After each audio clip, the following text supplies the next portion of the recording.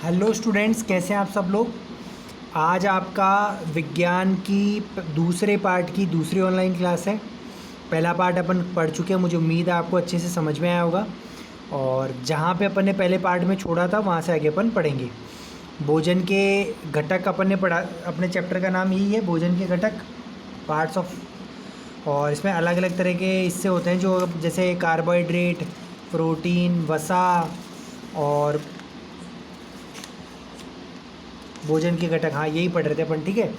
तो वसा, ये अलग अलग अपने भोजन के घटक, अलग अलग तत्व ये भोजन में उपस्थित होते हैं और ये हमारे लिए ज़रूरी होते हैं। और किस भोजन में कैसा घटक होता है, ये कैसे अपन अभिक्रिया करके पता करेंगे, तो वो भी अपन ने पढ़ा था। अब आगे पढ़ते अपन। जल भोजन में उपस्थित पोषकों को अवशोषित करने में हमारे शरीर की सहायता करता है। जो भी पोषक तत्व जैसे कार्बोहाइड्रेट, प्रोटीन है, तो उसको अवशोषित है, सोखने में काम करता है कौन, जल। इसलिए जल भी शरीर में होना ज़रूरी है। यह कुछ अपशिष्ट पदार्थों जैसे कि मूत्र तथा पसीने को शरीर से बाहर निकालने में सहायता करता है। तो मूत्र और पसीने द्वारा जो शरीर की गंदगी होती है उसको बाहर निकालने में सहायता करता है कौन, जल। सामान्यतः हमारे शरीर को जितने जल की आवश्यकता होती है वह हमें उन वस्तुओं से प्राप्त होता है जिन्हें हम द्रव रूप में लेते हैं, जैसे जल, दूध, चाय आदि। ज़्यादातर जल हमें किससे मिलेगा, हमारे शरीर को जल से, पानी पीने से, दूध पीने से, चाय पीने से, जो द्रव अपन पीते हैं, जूस पीने से।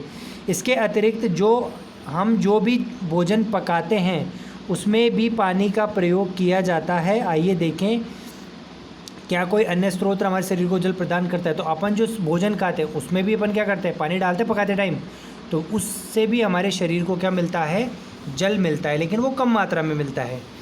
अब अपन क्रियाएं करते हैं। देखो, एक टमाटर अथवा नींबू जैसे कोई फल ले, इसे छोटे से हिस्से में काट ले, छोटे छोटे हिस्सों में काट लें। क्या ऐसा करते समय आपके हाथ गीले होंगे? हाँ, ऑब्वियसली बात है, होंगे। जब भी आपको घर में किसी फल या सब्ज़ी को काटा, छीला या मसला जाए तब ध्यानपूर्वक उसका निरीक्षण करें। क्या ऐसा करते समय आपको किसी ऐसे ताज़े फल की सब्ज़ी के बारे में पता चलता है जिसमें पानी की मात्रा नहीं होती? तो नहीं, ज़्यादातर सब्जियों को जब काटा, पीसा और घिसा जाता है तो उनके ऊपर देखो वो चिपचिपी हो जाती है, हाथ लगाओगे तो गीले हो जाएंगे हाथ। तो ये चीज़ दर्शाता है, तो ये उनमें क्या उपस्थित होता है, पानी उपस्थित होता है। हम देखते हैं कि कई खाद्य पदार्थ में जल होता है। कुछ सीमा तक हमारे शरीर के लिए आवश्यक जल की पूर्ति इसी जल से ही होती है।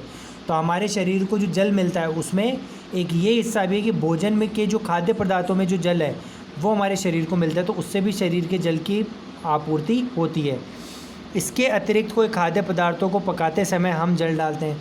भाई, खाद्य पदार्थ को पकाएंगे जब भी जल डालते हैं तो वो भी कुछ तो भाप बन के उड़ जाता है और जो रह जाता है वो हमारे शरीर में काम आता है। अब अपन बात करते हैं संतुलित आहार। ऐसा भोजन जो हमें सभी तरीके के पोषकों को पर्याप्त मात्रा में दे, वो आहार क्या कहलाता है, संतुलित आहार कहलाता है। सामान्यतः पूरे दिन में जो कुछ भी हम खाते हैं उसे आहार कहते हैं। हमारे शरीर की वृद्धि और अच्छे स्वास्थ्य को बनाए रखने के लिए हमारे आहार में वे सभी पोषक तत्व उचित मात्रा में होने चाहिए जिनकी हमारे शरीर को आवश्यकता है। कौन से पोषक तत्व? जैसे कार्बोहाइड्रेट, वसा, प्रोटीन, खनिज लवण, और ये सारी चीज़ें पर्याप्त मात्रा में होनी चाहिए, ठीक है। अगर ये मात्रा में होंगी तो ऐसा भोजन क्या कहलाएगा, संतुलित आहार। कोई भी पोषक तत्व न आवश्यकता से अधिक हो न ही कम, ज़रूरत से ज़्यादा भी नहीं होनी चाहिए, ज़रूरत से कम भी नहीं होना चाहिए। हमारे आहार में पर्याप्त मात्रा में रुक्षांश तथा जल भी होना चाहिए। रुक्षांश मतलब जैसे कच्चे फल पौधे हो गए ना, कच्चे फल मतलब सलाद हो गया जो हमारे पाचन क्रिया को अच्छा करेगा, और जल हो गया, ये भी होना चाहिए। इस प्रकार के आहार को हम संतुलित आहार कहते हैं। क्या आप सोचते हैं कि प्रत्येक आयु वर्ग के लोगों को एक ही प्रकार के आहार की आवश्यकता होती है? क्या आप यह भी सोचते हैं कि हमारा संतुलित आहार हमारे शारीरिक कार्य पर निर्भर करता है?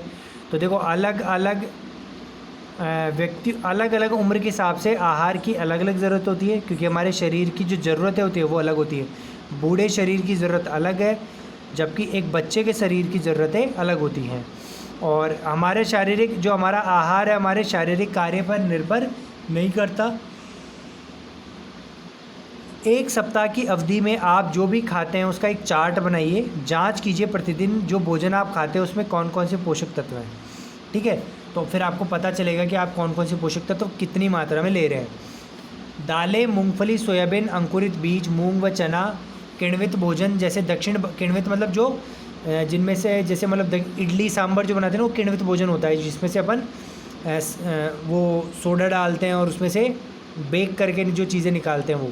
दक्षिण भारतीय भोजन जैसे इडली, आटे का मिश्रण वाली चीज़ें जैसे मिर्ची रोटी, थेपला, अनाज व दालों से बना, केला, पालक, सत्तू, गुड़, उपलब्ध सब्जियां, इसी प्रकार के अन्य भोजन कई पोषक तत्व उपलब्ध कराते हैं, इसलिए कोई व्यक्ति अल्प व्यय में संतुलित आहार खा सकता है। तो ये सारी चीज़ें एक संतुलित आहार का हिस्सा है।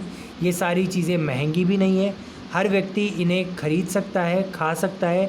इसलिए कहते हैं कि संतुलित आहार खाना गरीबों का नहीं, अमीरों का नहीं, हर इंसान के बस की बात है। ज़रूरी नहीं भाई जो महंगा खाना होता है वही संतुलित आहार हो। जो अपन एक गरीब व्यक्ति भी अगर थोड़ा थोड़ा सा जैसे सब्ज़ी, रोटी और ये सब पर्याप्त मात्रा में खाएगा तो उसे भी संतुलित आहार मिलेगा। उचित प्रकार का भोजन करना ही पर्याप्त नहीं है, इससे उचित तरीके से पकाना भी चाहिए ताकि इसके पोषक तत्व नष्ट ना हो। क्या आप जानते हैं कि पकाते समय कुछ पोषक नष्ट हो जाते हैं? तो हमें भोजन को अच्छे से पकाना भी चाहिए। कच्चा भोजन खाएंगे वो भी नुकसानदेह है। भोजन को ज़्यादा भी नहीं पका देना चाहिए, नहीं तो उससे न्यूट्रिएंट जो पोषक तत्व है वो उड़ के चले जाएंगे तो वो भी खराब होगा। छिलका उतारकर यदि सब्जियों या फलों को धोया जाता है तो संभव है कि उनमें से कुछ विटामिन नष्ट हो जाते हैं। तो सब्जियों को धोने के बाद छीलकर और काटकर खाना चाहिए। अगर काटकर और छीलने के बाद धोएंगे तो उसमें से विटामिन चले जाएंगे। कुछ सब्जियों और फलों की त्वचा में कई महत्वपूर्ण विटामिन, खनिज, लवण होते हैं। कुछ सब्जियों की तो त्वचा ही में बहुत सारे लवण और खनिज, लवण और विटामिन होते हैं, इसलिए उनको छीलकर कभी नहीं खाना चाहिए। चावल और दालों को बार बार धोने से उनमें उपस्थित विटामिन और कुछ खनिज लवण अलग हो सकते हैं। इसलिए कहते हैं कि चावल को एक बार ही धोना चाहिए, दाल को एक बार धोना चाहिए, बार बार रगड़ रगड़ के नहीं धोना चाहिए, नहीं उनके ऊपर विटामिन और जो खनिज लवण है वो चले जाएंगे और हमें वो फिर दाल हमारे खाने की कुछ काम की नहीं रहेगी और हमें कम मात्रा में विटामिन और खनिज लवण मिलेंगे जो हमारे संतुलित आहार को बनने से रोकेंगे। हमारा भोजन एक संतुलित आहार नहीं बन पाएगा।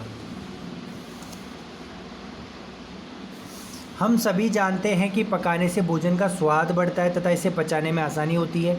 कि अगर अपन जब भोजन को पकाएंगे ना तो उसे ऑब्वियसली बात है टेस्टी हो जाता है और वो क्या हो भोजन नरम हो जाता है, जिससे शरीर हमारे जो पेट है उसको आसानी से पचा सकता है। इसके साथ साथ पकाने में कुछ पोषक तत्वों की हानि भी हो सकती है। यदि भोजन को पकाने में अत्यधिक जल का उपयोग किया जाता है और बाद में उसे फेंक दिया जाता है तो कई लाभदायक प्रोटीन, खनिज, लवणों की हानि हो जाती है। देखो एक चीज़ कहते हैं किचन में कि अपन जब भी कोई चीज़ उबाल रहे हैं, अच्छे से धो लो, धोने के बाद उसको उबाल रहे हैं तो उस उबले हुए पानी को ही आगे सब्ज़ी में काम में लेना चाहिए, क्योंकि उबालते टाइम क्या होता है उसके अंदर उस सब्ज़ी के कुछ पोषक तत्व चले जाते हैं। और अगर आप उस उबले हुए पानी को फेंक दो और फिर ठंडा पानी, नॉर्मल दूसरा पानी डालोगे तो उस उबले हुए पानी में पोषक तत्व चले जाएंगे और आपको पर्याप्त मात्रा में पोषक तत्व नहीं मिलेंगे। इसलिए पकाने के टाइम पानी ज़्यादा भी नहीं डालना चाहिए और जो पानी डाले उसको पूरा काम में लेना चाहिए, उसको फेंकना नहीं चाहिए ताकि पोषक तत्व ना जाए, नहीं तो ज़्यादा पकाने से भी पोषक तत्व चले जाते हैं। पकाने में विटामिन सी आसानी से गर्मी से नष्ट हो जाता है। क्या यह उचित होगा कि हम अपने आहार में फल, कच्ची सब्जियों को सम्मिलित करें? तो देखो जैसे कोई विटामिन सी खट्टी चीज़ों से मिलता है, जैसे टमाटर हो गया, नींबू हो गया, तो हमें मिर्च हो गया, मिर्च से भी विटामिन सी मिलता है। खट्टी नहीं है फिर विटामिन सी मिलता है। तो हमें इनको जब अगर पकाते हैं तो पकाने पे क्या होता है, इनमें विटामिन सी गर्म होते ही नष्ट हो जाता है। इसलिए हमें कच्चा आंवला, कच्चे टमाटर सलाद में खाने चाहिए, जिससे हमारे शरीर को विटामिन सी की आपूर्ति हो। पकाएंगे तो वो वैसे नहीं मिलेगा। बूझों ने सोचा कि हर समय वसा युक्त खाना ही सर्वोत्तम भोजन है। एक कटोरी कार्बोहाइड्रेट युक्त भोजन की अपेक्षा एक कटोरी वसा युक्त भोजन अत्यधिक ऊर्जा देगा। अपन ने पहले पढ़ा था कि वसा कार्बोहाइड्रेट की कंपैरिजन में ज़्यादा ऊर्जा देता है। तो अगर अपन एक कटोरी वसा युक्त भोजन खा लेंगे, जैसे तेल घी से बना हुआ, और एक कटोरी कार्बोहाइड्रेट अनाज से बना हुआ खा लेंगे तो हमें तेल की वाला ज़्यादा ताकत देगा। अतः उसने तली हुई चीज़ें, समोसा, पूरी, मलाई, रबड़ी, पेड़ा, यानी जिसमें घी या तेल हो आदि प्रचुर वसायुक्त भोजन ही खाया, इसके अलावा कुछ नहीं खाया। क्या आप सोचते हैं कि ये ठीक था? निसंदेह नहीं। वसा को शरीर में पचाना मुश्किल होता है। घी तेल को, जबकि कार्बोहाइड्रेट को पचाना आसान होता है। कार्बोहाइड्रेट कम ऊर्जा देता है अपन को, फिर भी हमें कार्बोहाइड्रेट युक्त भोजन ज़्यादा खाना चाहिए, वसा युक्त कम खाना चाहिए, क्योंकि वो शरीर उसको पचा नहीं पाएगा और हमें मोटापे का शिकार होना पड़ेगा। तो इतना अधिक वसा युक्त भोजन खाना हमारे लिए बहुत हानिकारक हो सकता है। हमारे भोजन में वसा की मात्रा अत्यधिक मोटापे के कारण बनती है। इसलिए जो घी तेल ज़्यादा खाते हैं ज़्यादा मोटे होते हैं। क्यों? शरीर उन्हें पचा नहीं पाता तो वो शरीर में इकट्ठे होते जाते हैं और वो मोटापे का शिकार हो जाते हैं। इसलिए जो वसा में ज़्यादा ऊर्जा दे रहा है तो इसका मतलब नहीं हमें वसा ही खाना है या वसा वाले भोजन, घी तेल वाले भोजन खाने हैं। कार्बोहाइड्रेट अच्छे से पच जाता है, इसलिए हमें कार्बोहाइड्रेट वाला भोजन ज़्यादा, जैसे रोटी सब्जी हो गई ना, वो ज़्यादा खाना चाहिए। अब आता है अभावजन्य रोग। हमारे शरीर में पोषक तत्वों का अभाव हो जाए, कमी हो जाए, क्योंकि अपन अगर संतुलित आहार नहीं लेंगे तो कमी हो जाएगी, तो उससे होने वाले रोगों को अभावजन्य रोग कहते हैं। एक व्यक्ति खाने के लिए पर्याप्त भोजन पा रहा है, लेकिन कभी कभी उसके भोजन में किसी विशेष पोषक की कमी हो जाती है। यदि यह कमी लंबी अवधि तक रहती है तो वह व्यक्ति उस अभाव से ग्रसित हो जाता है। एक या अधिक पोषक तत्वों के अभाव में हमारे शरीर में रोग अथवा विकृतियाँ उत्पन्न कर सकता है। वे रोग जो लंबी अवधि तक पोषकों का अभाव के कारण होते हैं उन्हें अभावजन्य रोग कहते हैं। यानी कि अगर अपन ऐसा कोई भोजन खाए जा रहे हैं, जैसे हमें प्रोटीन नहीं मिल रहा, मैं एक भोजन खाए जा रहा हूँ, प्रोटीन बिल्कुल ही नहीं मिल रहा, प्रोटीन वाली चीज़ें खा ही नहीं रहा, तो वो संतुलित आहार नहीं हुआ। तो असंतुलित आहार अगर मैं खा रहा हूँ जो संतुलित नहीं है, तो हमारे शरीर में धीरे धीरे किसी पोषक तत्व का अभाव हो जाएगा, कमी हो जाएगी, और उससे फिर हमें शरीर में रोग हो जाएंगे। उन रोग को अभावजन्य रोग कहेंगे। जैसे उदाहरण दिया इन्होंने, यदि कोई व्यक्ति अपने भोजन में पर्याप्त प्रोटीन नहीं ले रहा है तो उसे कुछ रोग ऐसे हो सकते हैं, जैसे वृद्धि का अवरुद्ध होना, वृद्धि रुक जाना, चेहरे पर सूजन, बालों का रंग का उड़ना, त्वचा की बीमारियां यानी स्किन की बीमारियां, या पेशिच यानी पेट खराब हो जाना। तो ये बीमारियां उसको हो सकती हैं अगर वो ऐसा भोजन नहीं खा रहा है जिसमें प्रोटीन नहीं मिल रहे हैं। तो ये अभावजन्य रोग हो गए किसके? प्रोटीन के।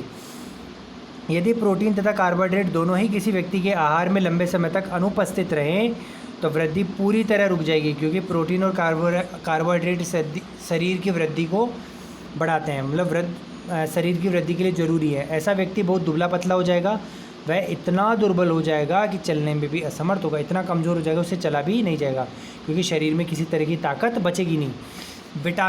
विभिन्न विटामिनों और खनिज लवणों के अभाव में विभिन्न रोग अथवा विकृतियाँ हो सकती हैं। ये आपको सारणी में दिखाई गई है। अपन चैप्टर के एंड में देखेंगे किस विटामिन, किस खनिज लवण की कमी से कौन सा रोग हो सकता है। सभी अभावजन्य रोगों की रोकथाम संतुलित आहार लेने से की जा सकती है। संतुलित आहार लेंगे तो सारे पोषक तत्व अच्छे मात्रा में मिल जाएंगे और किसी भी पोषक तत्व का अभाव नहीं होगा और हमें कोई अभावजन्य रोग नहीं होगा। इसलिए कहते हैं बच्चों, हरी सब्जियां जो आपको पसंद नहीं हैं और जो सब्जियां आपको पसंद नहीं है वो भी खानी चाहिए, दाल वगैरह, क्योंकि सभी तरह के भोजन खाने से ही संतुलित आहार बनता है और शरीर की सारी ज़रूरतें पूरी होती हैं। आप हरी सब्जियां नहीं खाओगे तो धीरे धीरे आँखें कमज़ोर हो जाएंगी, कमज़ोर हो जाओगे। ठीक है, तो सभी तरह का भोजन खाना चाहिए, जो पसंद हो वो भी खाना चाहिए, जो नहीं पसंद हो वो भी खाना चाहिए। इस अध्याय में अपने स्वयं से ये जानने की कोशिश की कि विभिन्न क्षेत्रों के भोजन में इतनी अधिक विविधता होते हुए भी आहार में पोषक तत्वों का वितरण सामान्य है। यह वितरण हमारे भोजन में आवश्यक पोषक तत्वों की उपस्थिति सुनिश्चित करता है। तो अलग अलग कोणों में, देश के में अलग अलग तरह का भोजन खाया जाता है, लेकिन सब में कुछ ना कुछ ऐसा होता है जिससे पूरा संतुलित आहार बन जाए और सारे पोषक तत्वों की कमी पूरी हो जाए। तो यहीं पे हमारा चैप्टर समाप्त होता है। एक बार अपन वो टेबल देख लेते हैं कि कौन सी चीज़ की कमी से शरीर में कौन सा रोग हो जाता है।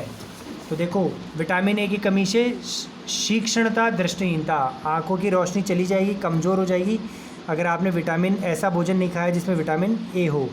विटामिन B1, अगर ऐसा भोजन में विटामिन B1 की कमी तो बेरी नाम की बीमारी हो जाएगी जिसमें आपकी मांसपेशियाँ कमज़ोर हो जाएगी। विटामिन C अगर की कमी है, जैसे आप खट्टी पदार्थ नहीं खा रहे हो, तो स्कर्वी नाम की बीमारी हो जाएगी जिससे आपके मसूड़ों से खून आने लगेगा। विटामिन D की कमी से रिकेट्स नाम की बीमारी हो जाएगी जिससे आपको हड्डियाँ कमज़ोर हो जाएंगी। कैल्शियम अगर भोजन में नहीं है तो अस्थियाँ यानी हड्डियाँ और दांत कमज़ोर हो जाएंगे। आयोडीन की कमी है तो गायटर, घेंगा नाम की बीमारी हो जाएगी जिसमें गर्दन में गांठ बन जाती है गर्दन में। लोहा वो वाला नहीं जो किवाड़ों में और घर में काम आता है, ये लोहा अलग तरह का जो भोजन में कुछ तत्व पाया जाता है। तो इससे आपको अरक्तता हो जाएगी, खून की कमी हो जाएगी आपके शरीर में। तो लोहा, अगर आयरन रिच फूड, जैसे आयरन किस में होता है, हरी सब्जियों में होता है, तो हरी सब्जियाँ नहीं खाओगे तो आपके शरीर में रक्त की कमी हो जाएगी और आप कमज़ोर हो जाओगे। तो यहीं पे हमारा चैप्टर समाप्त होता है। वीडियो को लाइक कीजिए, शेयर कीजिए, सब्सक्राइब कीजिए। अगली क्लास में आपको इसके क्वेश्चन आंसर्स मिल जाएंगे जिनको आपको आपकी साइंस की कॉपी में करना होगा। आज के लिए इतना ही। Thank you, have a nice day.